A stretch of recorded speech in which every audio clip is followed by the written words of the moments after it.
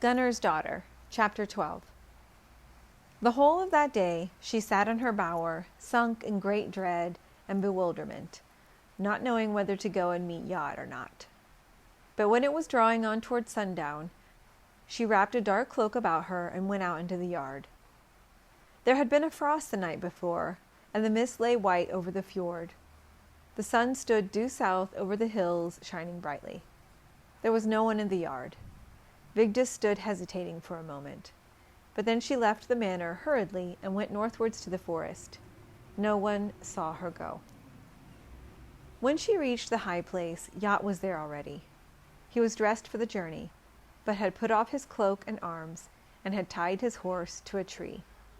He ran to meet Vigdis, shading his eyes with his hand, as he said, "Now it seems the sun would grudge me a sight of your beauty. Welcome hither, Vigdis." He put his hands on her hips and turned her away from the light, but she tore herself from him and put her arms behind her, saying, "Hither am I come, but I have strange questions to ask you. Tell me now, is it true that there has been talk in the neighborhood about Care and me?" Jot answered, and he turned very red as he did so. "That is what I asked you yesterday. If it were true, he was to wed you." "Now I would had not come," said Vigdis, "for now I fear they spoke the truth, whom I thought to be lying." "I know not what you mean," said Jot.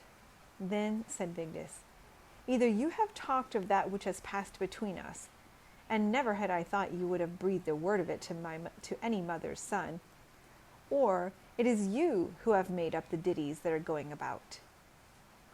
Jot kept silence. Seeing this, Vigdis turned and would have left him.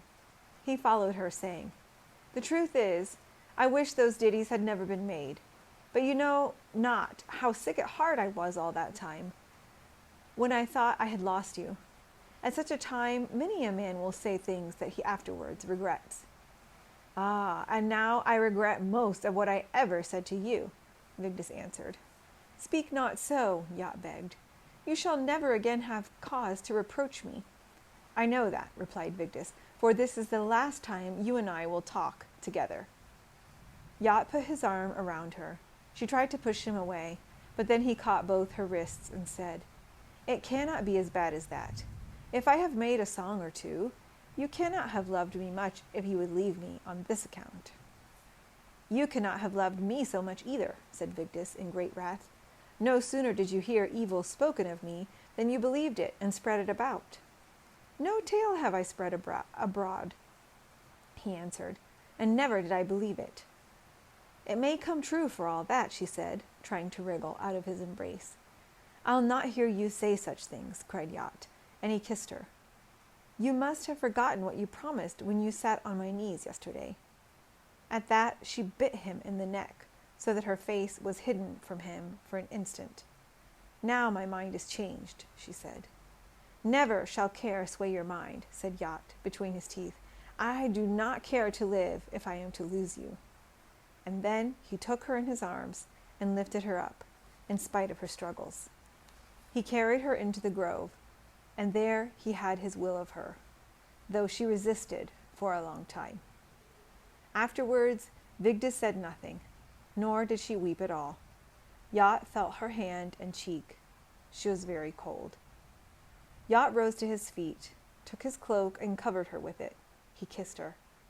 It had now turned so cold that his breath hung in the air as a white mist. The sun had gone down, but the sky was red as blood in the south behind the trees. "It is time to be going from here," said Jot, trying to raise her to her feet. "We can go no farther than the great lake tonight. There we shall find some place where we can shelter." Then said Vigdis, "It were far too good a death for you, dastard that you are, if my father came after you and cut you down."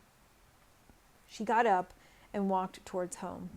Jot followed her, saying, "It were best for us both that you came with me. I know I have offended you sorely, but the greatest misfortune that could befall us would be to lose each other." Vigdis did not once turn around, and that she neither spoke nor wept seemed to Jot the worst sign that could be. He followed her all the way to Vaden.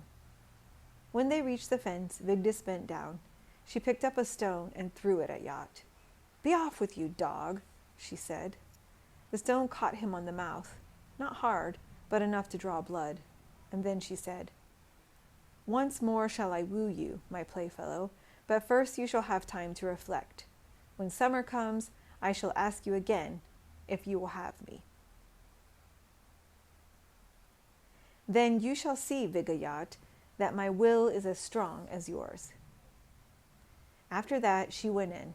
She went straight to her bower and to bed. Asha was well aware that she slept but little that night, and moaned in her sleep.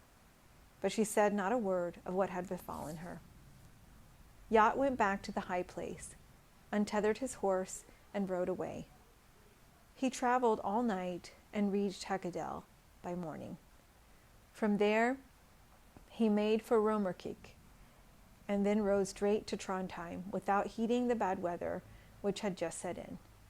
He suffered great hardships in crossing the mountains, so that his foster brothers, the sons of Chorborn, thought it a marvel that he had come through alive.